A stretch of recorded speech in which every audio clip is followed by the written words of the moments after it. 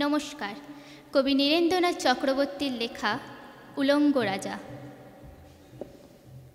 সবাই দেখছে যে রাজা উলঙ্গ, তবু সবাই হাততালি দিচ্ছে, সবাই চেঁচিয়ে বলছে সাবাস সাবাস।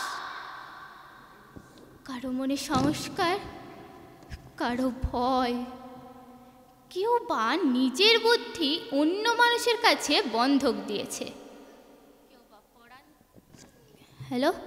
কেউ বা পরান্নভোজী, কেউ কৃপা প্রার্থী, উমেদার, প্রবঞ্চক।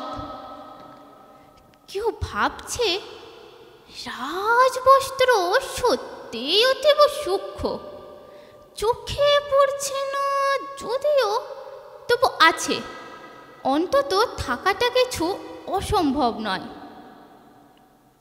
গল্পটা সবাই জানে, কিন্তু সেই গল্পের ভিতরে শুধুই প্রশস্তি বাক্য উচ্চারক, কিছু আপাদমস্তক ভীতু, ফন্ডিবাজ অথবা নির্বোধতাবক ছিল না।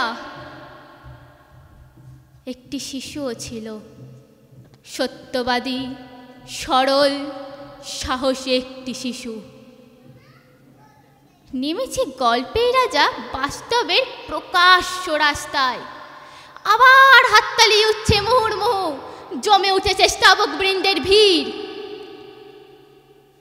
কিন্তু সেই শিশুটিকে আমি আজ ভিড়ের ভেতরে কোথাও দেখছি না। শিশুটি কোথায় গেল?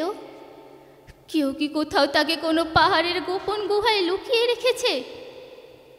নাকি সে পাথর, ঘাস, মাটি নিয়ে খেলতে খেলতে ঘুমিয়ে পড়েছে কোনো দূর নির্জন নদীর ধারে, কিংবা কোনো প্রান্তরে গাছের ছায়ায়? যাও, তাকে যেমন করেই হোক ধরে আনো।